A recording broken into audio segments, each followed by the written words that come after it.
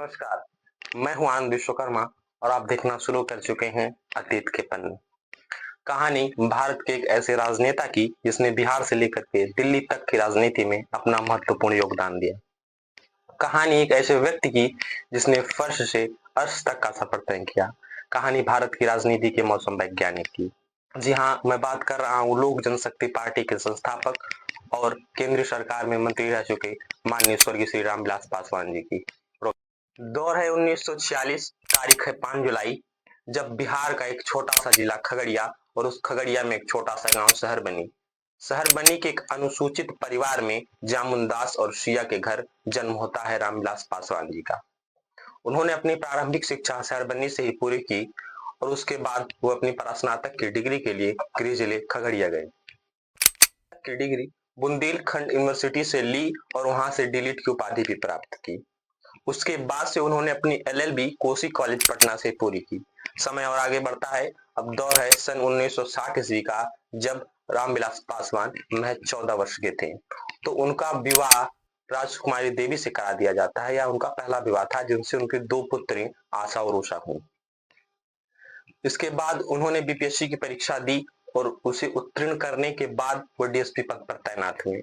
लेकिन कुछ समय डीएसपी की नौकरी करने के बाद पासवान जी का मन वहां नहीं रमा और उन्होंने वह नौकरी छोड़ी और 1967 का वो दौर, जब बिहार के विधानसभा अलौली सीट से उन्होंने संयुक्त सोशलिस्ट पार्टी के बैनर तले अपना पर्चा भरा। लेकिन इस चुनाव में वो अपने प्रतिद्वंदी कांग्रेस के कद्दावर नेता मिश्री सदा से महज 906 वोटों से पराजित हुए। समय थोड़ा और आगे चलता है। दौर है 1969 का, जब फिर इसी सीट से रामविलास पासवान एक बार फिर पर्चा भरते हैं और वह इस बार विजयी होकर विधायक बनते हैं। अभी उनका राजनीतिक जीवन शुरू ही हुआ था कि 1975 25 जून की वह तारीख, जब उस समय के भारत के वर्तमान प्रधानमंत्री माननीय श्रीमती इंदिरा गांधी के द्वारा आपातकाल की घोषणा की जाती है। तब रामविलास पासवान समेत कई नेता जेल जाते हैं। 1977 में जेल से आने के बाद उन्होंने बिहार की हाजीपुर लोकसभा से 6वीं लोकसभा में जनता दल के बैनर तले अपना पर्चा भरा और 5 लाख वोटों से रिकॉर्ड जीत दर्ज की।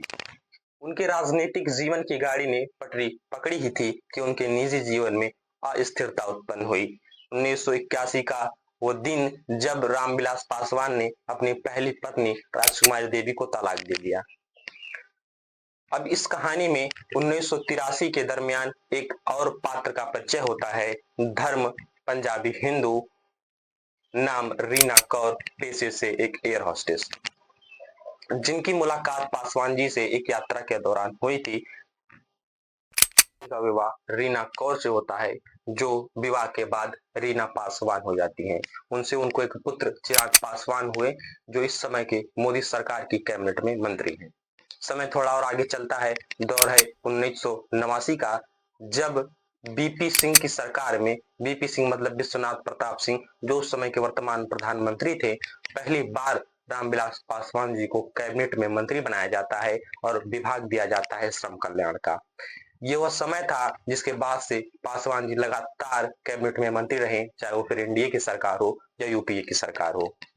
जब 2014 में वापस से एनडीए की सरकार आती है तो फिर से एक बार पासवान जी मोदी सरकार में कैबिनेट मंत्री बनते हैं। उसके बाद से पासवान जी ने मोदी सरकार की कैबिनेट में कई मंत्रालयों में काम किया।